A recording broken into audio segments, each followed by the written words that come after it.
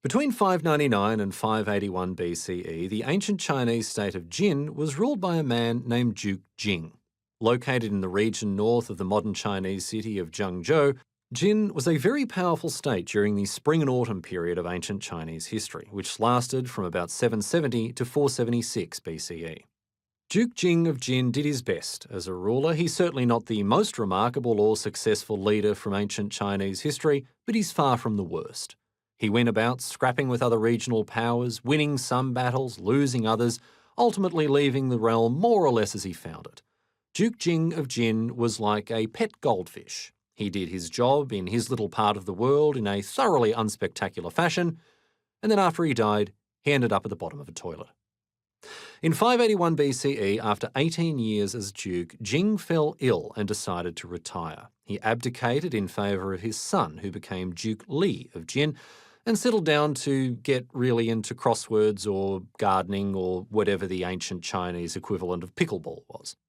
He didn't have much of a chance to do this, however, because he was dead within a short time of handing over the reins, as related by an ancient Chinese narrative history text called the Zuoshuan. According to the Zuoshuan, ex-Duke Jing was plagued by terrible nightmares after his retirement. He kept dreaming that an evil spirit was coming for him, and so he consulted a wu, a type of shaman, to receive guidance as to what he should do. Unfortunately for him, the wu's assessment wasn't exactly optimistic. She foresaw that the Duke wouldn't live long enough to eat the new wheat.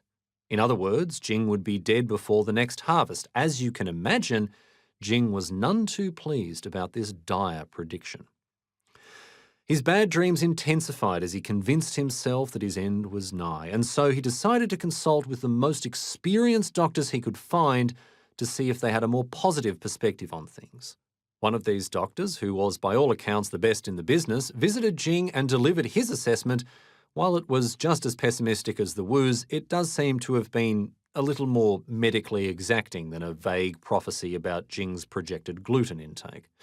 This doctor examined Jing and told him that, sadly, he had contracted a deadly disease that had already reached the Gao Huang, the name given to the region between the heart and the diaphragm.